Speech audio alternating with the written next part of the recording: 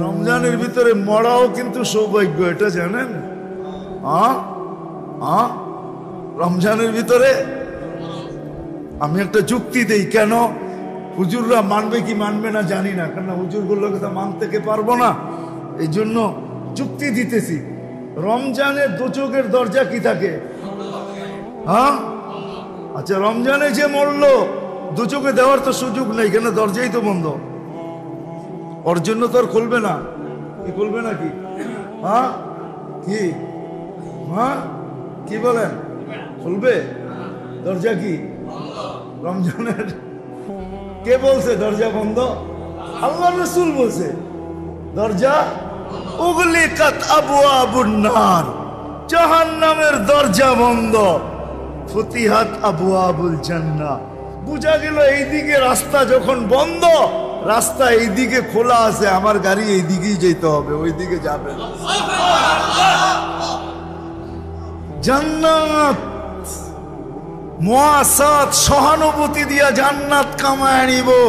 আমার মতো সবজি বিক্রিকারী, আমার মতো মাছ বিক্রিকারী, আমার মতো গোশত বিক্রিকারী, আমার মতো দৈনন্দিন মুদি দোকানদার, আমার মতো দৈনন্দিন প্রয়োজনের জিনিস যারা বিক্রি করে, ওরা 11 মাস জান্নাত কামানোর কোনো সুযোগ হয় না, মসজিদে যাওয়ারই সুযোগ হয় না, নামাজ পড়ারই সুযোগ হয় না, আল্লাহ আল্লাহ করারই সুযোগ হয় না। আমি একটা মাস বাইসা নিছি, আমি এই মাসে জান্নাত কামায় নিব, কিন্তু বন্দেগি দিয়া তো পারবো না, এই জন্য বাইসা নিছি, আমি সহানুভূতি দিয়া কামায় নিব। বলো উলামা যে সহানুভূতির বিনিময়ে জান্নাত দিবে কি দিবে না?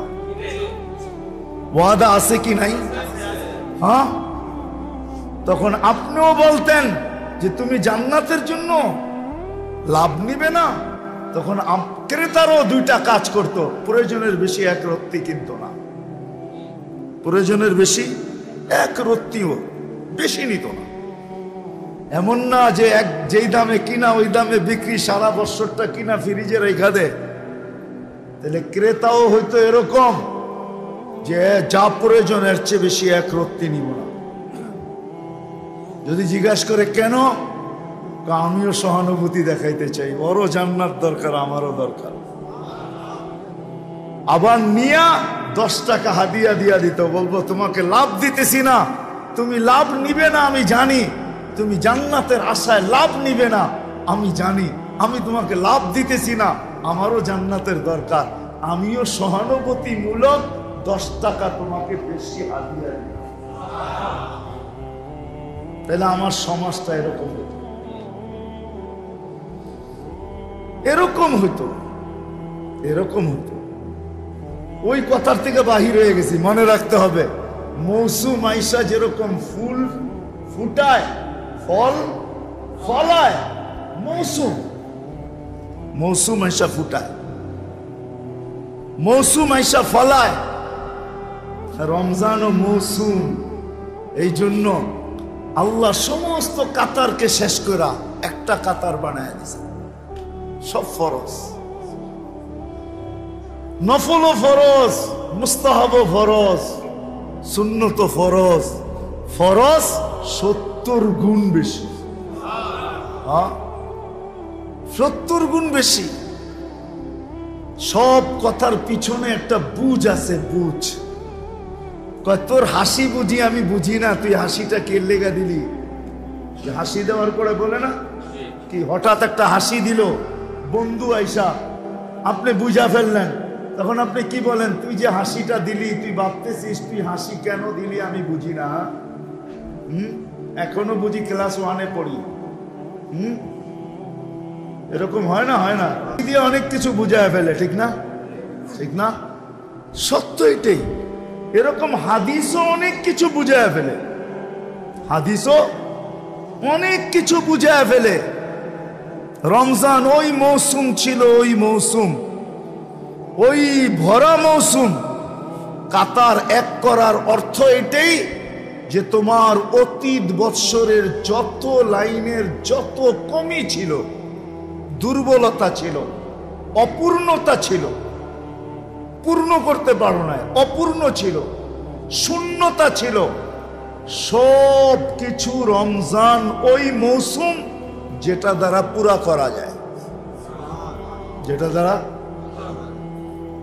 দ্বারা পুরা করা যায়। ফরজ বলো তো অতীতের ফরজও পুরা করা যায়। কেন? তো এইখানে তো এক ফরজই 70 ফরজ। এক ফরজ মাস হিসাবে ধরলে প্রতি মাসে 12 ফরজ, ঠিক না? হ্যাঁ, কি কম 12 না? হ্যাঁ, মাস হিসাবে 12, তো 70-এর 12 বাদ দিলে তার থাকে কত? তারপরও তো 58 আমার ব্যালেন্সে থাকবে, ঠিক না? পুরা তো হবে, আরো আমার গাঠটিও বড় থাকবে, ঠিক না? কত থাকবে? 58, ঠিক না? আমার মনে হয় আল্লাহ পাক ভাবতেছিলেন যে 58, আমার বন্ধু যদি নারাজ হয়ে গেল, বন্ধুর উম্মত যদি আঙ্গুল উঠাইল যে মাত্র 58 দিলেন, আপনি না আমাদেরকে অনেক ভালোবাসেন, হুজুররা খালি ডোল পিটাই তো আপনি আমাদেরকে ভালোবাসেন, তো এই 58 কি দিলেন ব্যালেন্সে? 58 এটা কিছু একটা হইল নাকি ভালোবাসার প্রমাণ? আমার মনে হয় এই জন্যই আল্লাহ সূরায়ে ইন্না আনজালনা নাযিল কইরা বলছে আরো 1000 মাস যোগ করে লো। 58 যখন কম হয়ে গেল তো আরো 1000 মাস কি করে না, আরো 1000 মাস। এটা হয়তো আমাদের দিকে তাকায় অথবা আমাদের নবীজির দিকে তাকায়, কেন আল্লাহ জানে বন্ধুর অভ্যাস। প্রথমে চাওয়া ছাড়া আল্লাহ দিছেন আল হাসানাতু বিআশারি আমসালিহা, 1 করবে 10 দিব। আমাদের নবীজি হাইসা দিয়া বলছেন ইয়া আল্লাহ জিদলি উম্মতি, মাত্র 10। আমি উম্মত আপনি 3 জন মিলাইলে 10 কেমনে মানি? আমি উম্মত আপনি 3 জন মিলাইলে 10 কিভাবে মানি? শুধু 10। আল্লাহ বলে 100। আবার বলছে জিদলি উম্মতি, আবার ওই কথা আমি আপনি উম্মত মিলাইলে 100 কি করে মানি? আল্লাহ কয় 700। আবার ওই কথা নিয়ে আসছেন 700, আমি আপনি উম্মত মিলাইলে 700 কি করে মানি? আল্লাহ বুঝা ফেলছে সংখ্যা বললে বন্ধু সংখ্যা বলতেই থাকবে। তো আল্লাহ কয় বিগাইরি হিসাব, হিসাব ছাড়া দিন। তো আল্লাহ রসুল খুশি হয়ে গেছে, হাইসা দিছেন, বলছে তাইলে ঠিক আছে, তাইলে জানি না ওলামা মানবে কি মানবে না। কোন এক পর্বে কিতাব ঘাটলে হয়তো পাইতে পারেন কোথাও লেখা, কিন্তু হাসিয়ায় হুসিয়ায় দেখতে হবে আর কি। যে বড় বড় কিতাব আপনাদের চোখের সামনে থাকে ওগুলা ঘাটলে নাও পাইতে পারেন, কিন্তু ছোট ছোট কিতাব ঘাটতে হবে। হ্যাঁ, ওই যে একটা প্রবাদ বাক্য আছে না, অনেক সময় বড় বড় বাঘ থাকে ছোট ছোট বনে। হাসিয়া হুসিয়া অনেক কিছু লেখা থাকে যেটি বড় বড় কিতাবে লেখা নাই। তো কোন এক পর্বে আল্লাহ রসুল জিজ্ঞাসা করছে ইয়া জিবরিল, আমার উম্মতের তওবা আল্লাহ কতক্ষণ কবুল করবে, কোন সময় পর্যন্ত কবুল করবে? তো জিবরিল আলাইহিস সালাম জবাব নিয়ে আসছেন হাত্তা ইউগারগির, কণ্ঠনালীতে রু আসার পূর্ব মুহূর্ত পর্যন্ত কবুল করবে। তো আল্লাহর রসুল খুশিতে আত্মহারা হয়ে বলছে ইদানিয়া জিবরিল, ইদানিয়া জিবরিল, ইদানিয়া জিবরিল। তাইলে জিবরিল আমার উম্মত বেঁচা যাবে, আমার উম্মত বেঁচা যাবে। আল্লাহর রসুল খুশিতে আত্মহারা হয়ে গেছে। আমরা তো নবী চিনি না, রসুলই চিনি না।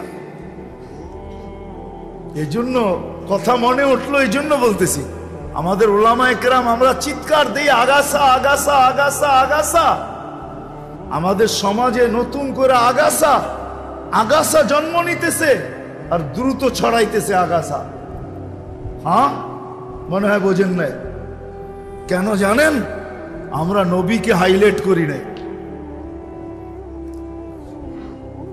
রাসূলুল্লাহ সাল্লাল্লাহু আলাইহি ওয়াসাল্লামকে যদি হাইলাইট করতাম, শান বয়ান হইতো, সিরত বয়ান হইতো, রসুলের সুরত বয়ান হইতো, রসুলের রাত্র দিন বয়ান হইতো, তাইলে আমাদের যুবক চিন্ত যে রসুলের পরিচয় বয়ান হইতো, রসুলের পরিচিতি বয়ান হইতো, রসুলের কতটুকু প্রয়োজন আমি রাখি এটা যদি বয়ান হইতো।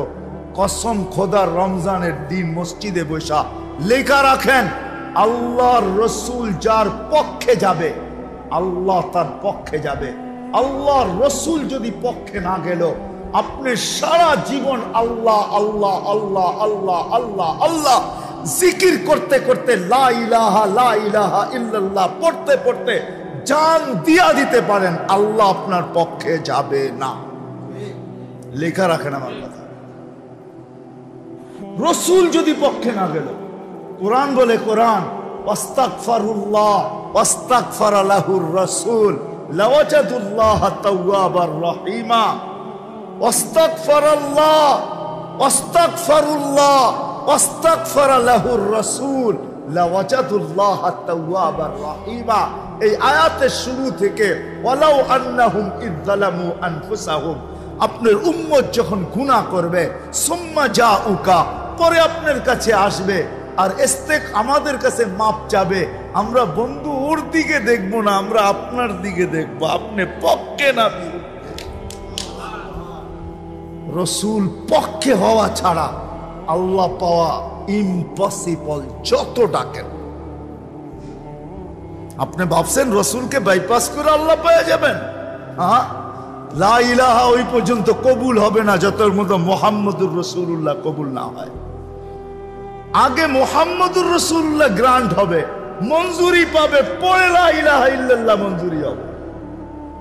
আপনি যদিও বলেন ইসলামে ঢোকার জন্য কলেমা তো লা ইলাহা ইল্লাল্লাহ, শুধু লা ইলাহা ইল্লাল্লাহ না, মুহাম্মদুর রাসূলুল্লাহ যুক্ত আছে। ইদা যুকিরতু যুকিরতা মাই, আল্লাহ বলে দিয়েছে, বন্ধু আমার নাম উচ্চারিত হওয়ার সাথে সাথে আপনারটা উচ্চারিত অবশ্যই হবে। আমরা তো নবীও চিনি না। এই আগাছা আমাদের দেশে পয়দা হইতো না যদি আমরা নবীকে হাইলাইট করতাম। নবীর প্রয়োজনীয়তা যদি আমার যুবক জানতো, আলহামদুলিল্লাহ হইতেছে এখন। তাহাদিসে নেয়ামত বলতেছি আপনাদেরকে, কোনো অহংকারমূলক না। ওদিন আমি কিশোরগঞ্জে গেছি রোজার আগে, এই রোজার একবারে আগ মুহূর্তে, তো ঢাকা ইউনিভার্সিটির এক ছেলে আমাকে আইসা টুপি খুইলা বলতেছে, হুজুর দেখেন তো আমার চুলটা আল্লাহর নবীর আদর্শ মতো কাটা হয়েছে কিনা। আমার দিল ভরে গেছে। আমার মনে হয় রব্বে কাবার কসম খায় বলতেছি, আল্লাহ যদি পার করে, মনে হয় এটার লেগে পার করে দিবে, আর কোনো আমল তো নাই, এটাকেই উসিলা বানায় পার হইতে পারি। যুবক এসে টুপি খুইলা বলতেছে, হুজুর দেখেন তো আল্লাহ রসুলের আদর্শ মতো চুল কাটা হইল কিনা। কেন আমার বয়ানে আছে যে তুমি জীবনে একবার হইলো আল্লাহ রসুলের আদর্শ মতো চুল কাটো, আর নিজের কাছে রাইখা দাও, কিয়ামতের দিন দেখা হইলে হাত পাতার সুযোগ হবে যে আমি জীবনে একবার হইলো আপনার আদর্শ মতো চুল কাটছি, আমারে কি দিবেন দেন না,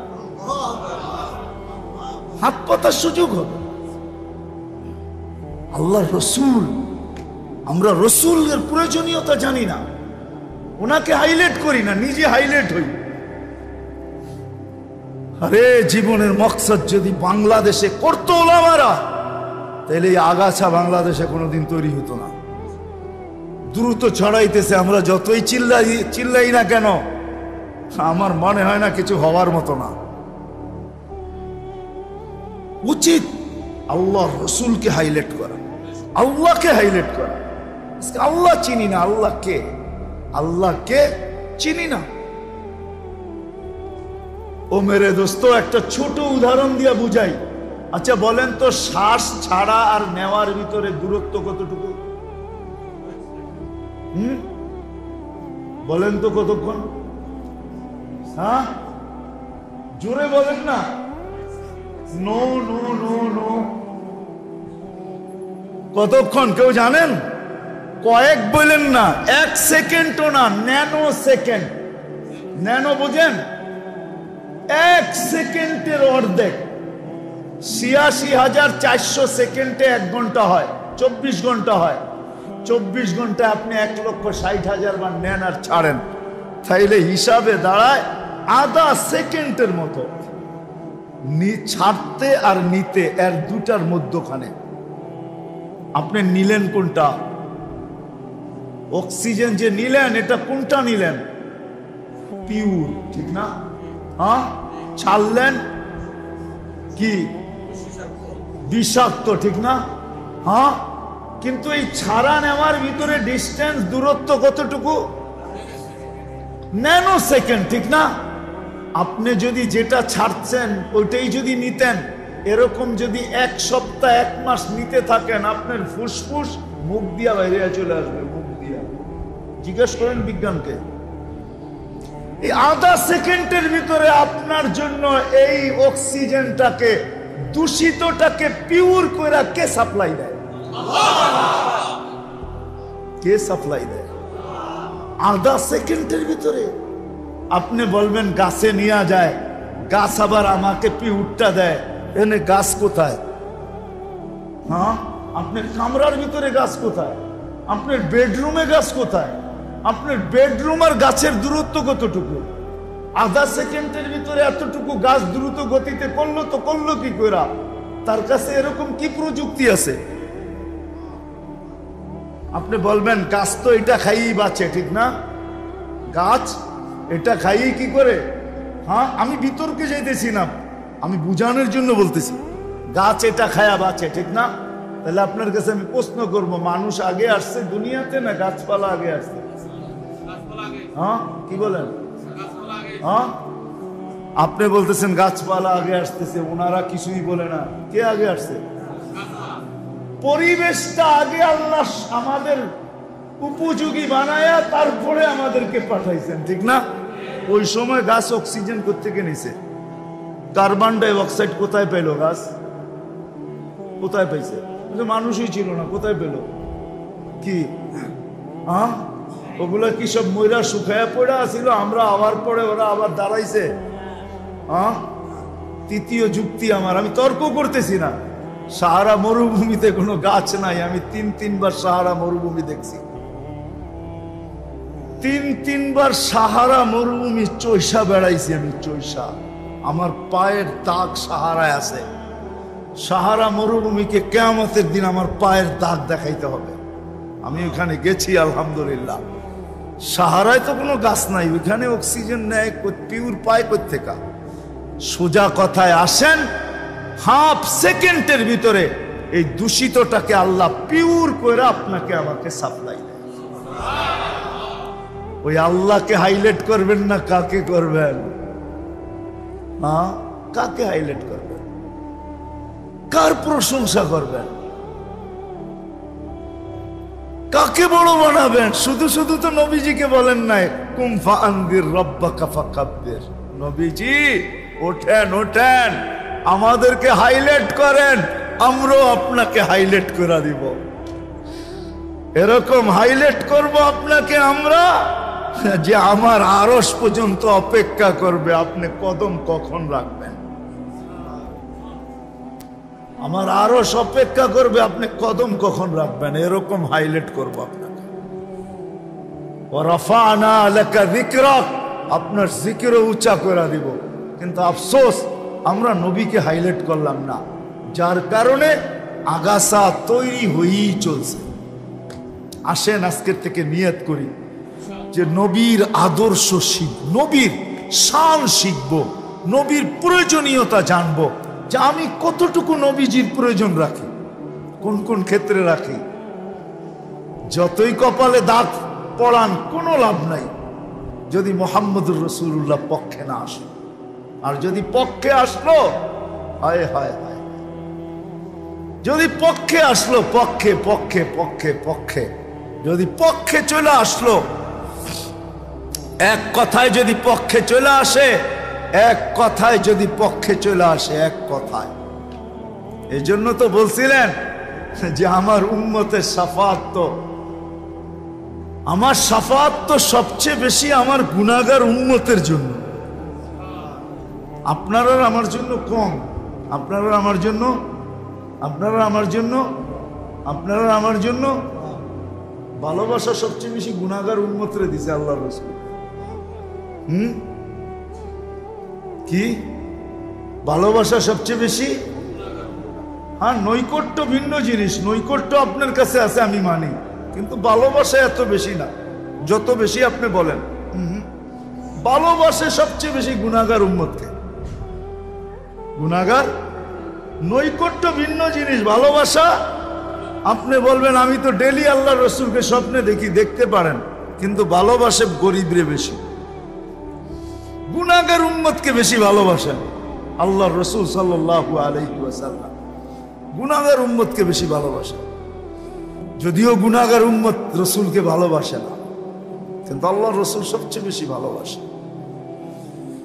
তো যেটা বুঝাইতেছিলাম, মৌসুম যেরকম ফুটায় দেয় ফুল আর ফল, ফুলকে ফুটায় ফলকে ফলায়, রমজান ও মৌসুম ওই যে আমাদেরকে আকর্ষণের পাত্র বানানোর জন্য। জানি না বুঝাইতে পারতেছি কি পারতেছি না। আমাদেরকে আকর্ষণের পাত্র বানানোর জন্য রমজান হলো মৌসুম।